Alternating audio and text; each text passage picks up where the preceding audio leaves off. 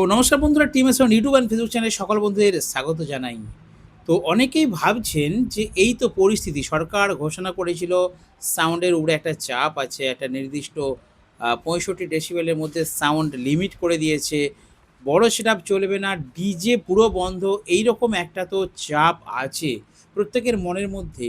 আমার কাছে যারা বড়, বড় সেটআপের অর্ডার দিয়েছিলেন তাদেরকে আমি একটা কথাই বলেছি যে আর যারা অর্ডার দিয়েছিলেন তারাও ভিডিওটা দেখে নিন। একটা কথাই বলেছি, এই মুহূর্তে আপনারা একটু শান্ত থাকুন।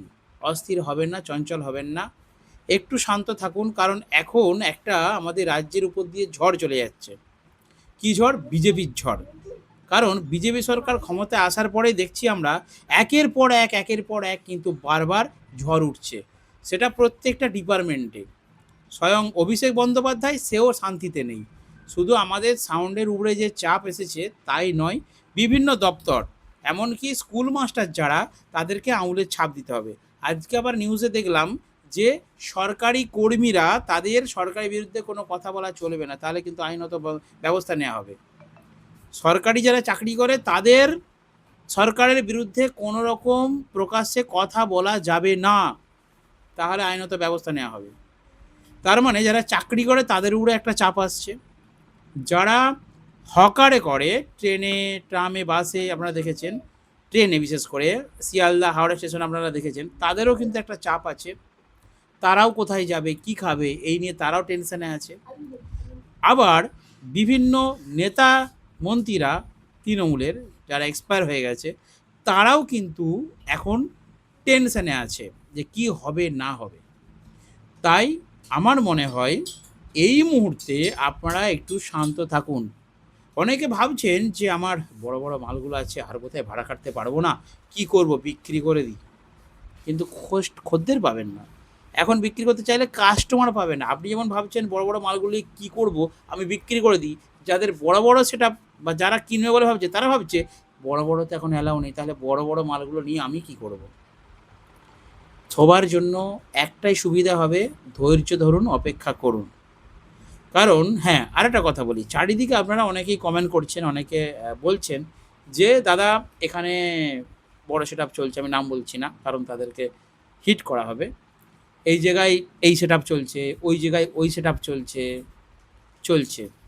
আমার মনে হয় এই সময় বড় সেটআপগুলো যে জায়গায় চলছে, দেখবেন প্রত্যেকটা পার্টির, বিজেপি পার্টির যে বিজয় মিছিল আছে সেই উপলক্ষেই কিন্তু বাজছে। আদারওয়াইজ অন্য কোনো অনুষ্ঠানের পারপাসে কিন্তু আমি বাজতে দেখিনি বা শুনিনি।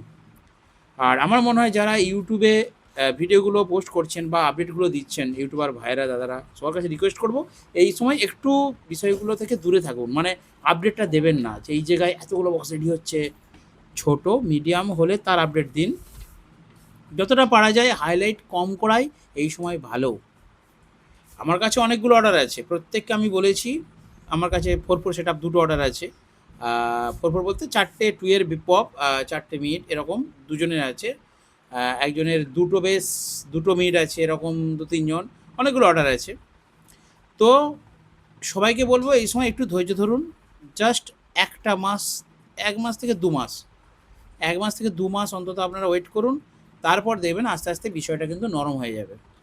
ঠিক আছে? কারণ প্রথম রাজ্যে সরকার ক্ষমতায় এসেছেন। পরপর নিয়মগুলো পরপর কিন্তু চালু করছেন। শুধু আমাদের ক্ষেত্রে নয়, আপনারা দেখছেন প্রত্যেকটা ক্ষেত্রে কিন্তু পরপর আগে নিয়মগুলো চালু করে দিচ্ছেন। তারপর এইগুলোর সমস্যা এবং সমাধান নিয়ে কিন্তু আলোচনা হবেই।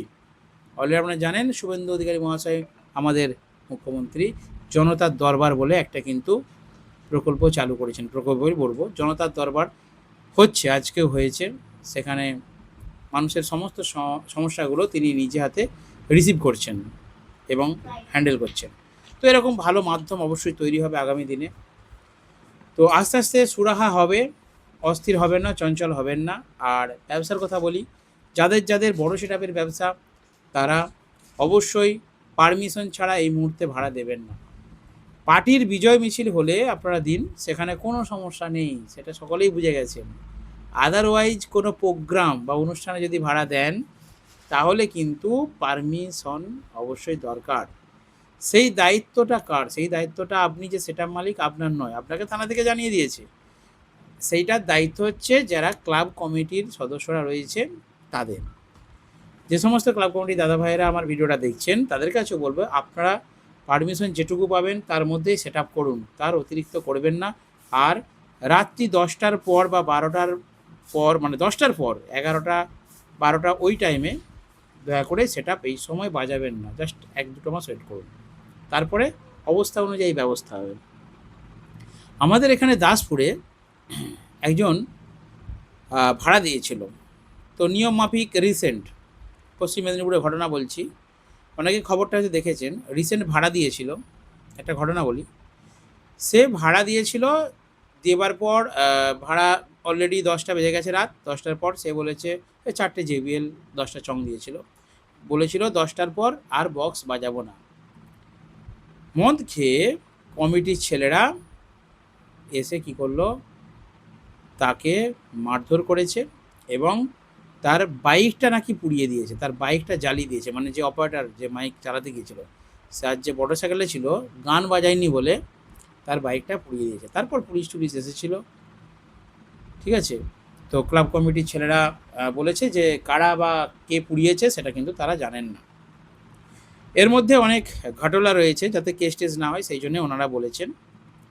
তো আমি একটা কথাই বলবো যে আপনারাও সাপোর্ট করুন। এই সময় একটা সেট আপ, যিনি ব্যবসা করছেন, কত টাকা ইনভেস্ট করেছেন, তার যেটুকু সামর্থ্য, যার যেরকম সামর্থ্য সে সেই টাকা দিয়ে ব্যবসা শুরু করেছে, এবং ক্লাব কমিটির ভাইদেরকে রিকোয়েস্ট করবে এই সময় আপনারা একটু সাপোর্ট করুন, তাহলে তো আমাদের ব্যবসাগুলো চলবে না, আপনারাও আনন্দ করতে পারবেন, আমরাও সেটাগুলো দিতে পারবো। তো সর্বশেষ একটা কথাই বলবো, আমি 2-1 দিন আগে দেখবেন, এখন যে ভিডিওগুলো দিচ্ছি দেখবেন 15-12 set up, 12-12 set up, 10-12 set up, আমার এগুলো প্রচুর বিক্রি হয় দোকানে, অ্যাভেলেবেল এগুলো থাকে আমার বিজনেসে। আমি বড় সেট আপের সাথে ছোটোরও ব্যবসা করি। তো এই ধরনের সেট আপগুলো করে আপনারা নির্দ্বিধায় এখন ভাড়া দিতে পারেন।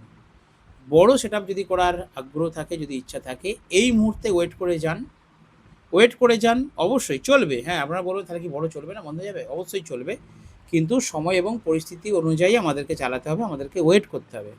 সবথেকে বেস্ট হবে কি বলুন তো, এখন যদি আপনারা একটু কষ্ট করে, একটু খরচা করে প্রোগ্রামে সেট আপ করেন, কারণ রিসেন্ট পূর্ব মেদিনীপুরতে আমাকে 2টি বড় সেট আপের মালিকরা ফোন করেছিলেন, বললেন দাদা এলএ মনিটর লাগবে, আর প্রোগ্রামের তো আমরা তো বসে বাজি, তো প্রোগ্রামের জন্য সেট আপ করবো 18 ইঞ্চি বেস, ফ্রন্ট লোডেড বেস, এবং 15 ইঞ্চি JBL SRX 725 বেস, মিড, আর বেস আর টপ, আর এলএ মনিটর ফিডব্যাক, এই ধরনের প্রোগ্রামের যে সেট আপ, কত কী বাজেট আসছে একটা হিসাব। অলরেডি দুটো সেট আপকে, মানে দুজন সেট আপের মালিককে আমি বলেওছি, তারা বললো এখন এই বড় সেট আপ যা আছে থাক, এর পাশাপাশি প্রোগ্রাম সেট আপটা করে নিই, তাহলে মোটামুটি আমরা ভাড়াটা চালু রাখতে পারবো, এবং যারা লেবার আছে, যারা স্টাফ রয়েছে, অপারেটর রয়েছে, তাদেরকে কাজটা দিতে পারবো।